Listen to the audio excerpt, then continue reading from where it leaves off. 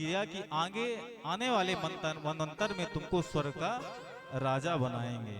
बोल भक्त वत्सल भगवान की। इधर नवम स्कंद में सूर्यवंश के राजाओं का वर्णन करते हुए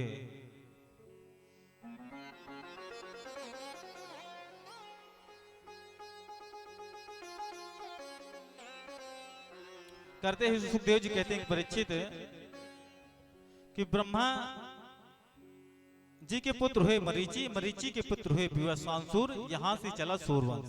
इन्हीं के वंश में आगे चल करके महाराजा अम्बरीश, सगर, राजा दशरथ करके बहुत सारे दिव्य प्रतापी राजा हुए।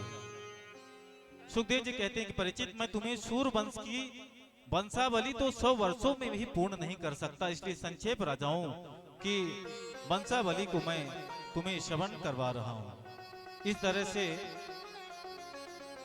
सूर्यवंश के राजाओं का सुंदर वर्णन किया, निरूपण किया। और चंद्रवंश के राजाओं का वर्णन करते हुए आचार्य सुखदेव जी कहते हैं परीक्षित, भगवान नारायण के दिव्य नाभि कमल से ब्रह्मा जी प्रकट हुए। ब्रह्मा के बेटा हुए अत्रि और अत्रि के बेटा हुए चंद्रमा, जिससे चला चंद्रवंश। इन्हीं वंश में आगे चल करके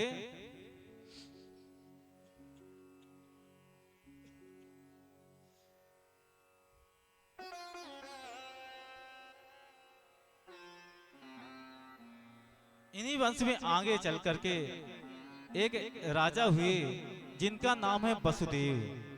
इनके 6 विवाह हुए और 7वां विवाह इनका देवक की पुत्री देवकी के साथ संपन्न हुआ।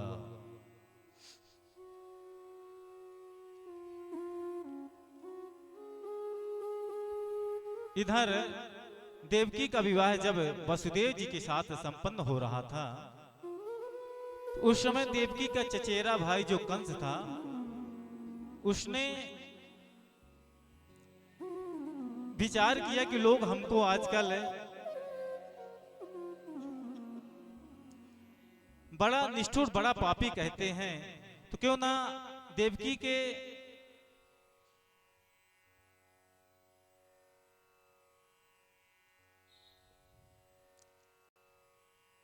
देवकी के विवाह को धूमधाम के साथ करके अपनी छवि को सुधारा जाए। तो महाराज इसने देवकी का विवाह वसुदेव के साथ बड़े धूमधाम से किया।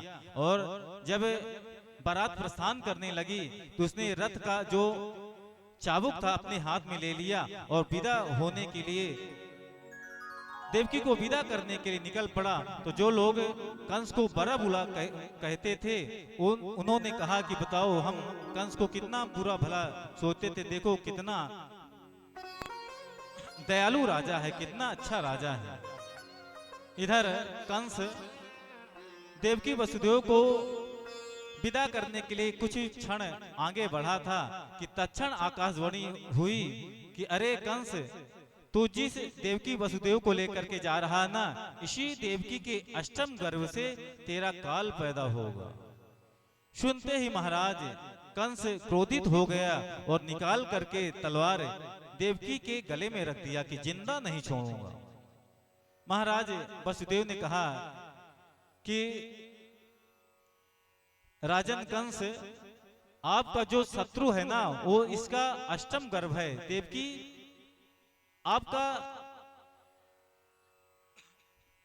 आपकी शत्रु नहीं है, इसलिए देवकी से आपको कोई खतरा नहीं है। हम आपको वचन देते हैं कि हमारे जितने भी संतान देवकी के माध्यम से होंगी, हम आपको ला करके स्वतः ही आपके यहाँ पहुंचा देंगे। इधर कंस ने देवकी वसुदेव को ला करके जेल खाने में कैद कर दिया और कालांतर में देवकी गर्भवती हुई।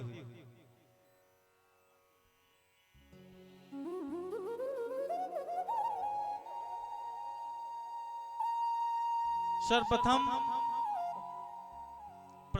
पुत्र का जन्म हुआ तो वसुदेव ने स्वतः ही ले जाकर के कंस को दे दिया और कंस ने पत्थर से पटककर उस बालक की मृत्यु, उस बालक को मार डाला। इधर ऐसे कर करके 6 बालकों का जन्म हुआ। 7वें बालक के रूप में जब शेषनाग देवकी के घर में आए तो भगवान ने माया से कहा कि माया एक काम करो कि इस संकर्षण का आकर्षण करके आप मेरी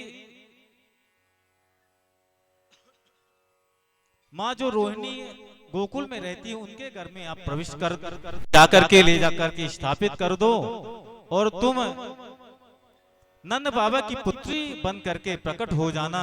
मैं वसुदेव के अष्टम पुत्र के रूप में जन्म लूंगा और कंस तुमको जब मारने के लिए तैयार होगा, कोशिश करेगा, तब अष्टभुजी नवदुर्गा के रूप में प्रकट हो जाना। फिर देखना तुम्हारी पूजा चंडी मैया, काली मैया, दुर्गा मैया, ना जाने कितनी मैयाओं के नाम से पूजी जाओगी। महामाया ने भगवान के आदेश को आत्मसात करते हुए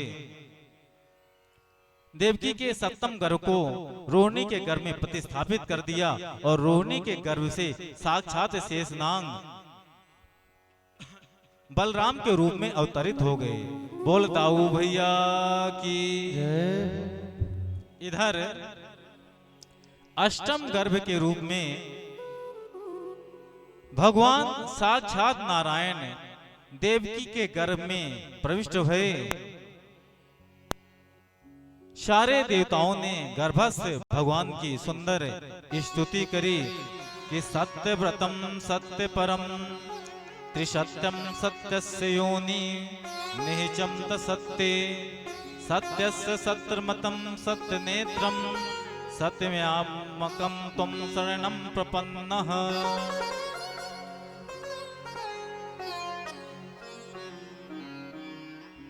इधर देवताओं ने सुंदर श्लोकों से स्तुति करी और भगवान का गर्भस्थ भगवान का स्वागत किया। आइए हम सब भी भगवान का गर्भस्थ भगवान की स्तुति करें, उनका स्वागत करें कि स्वागतम कृष्ण शरणागतम कृष्ण।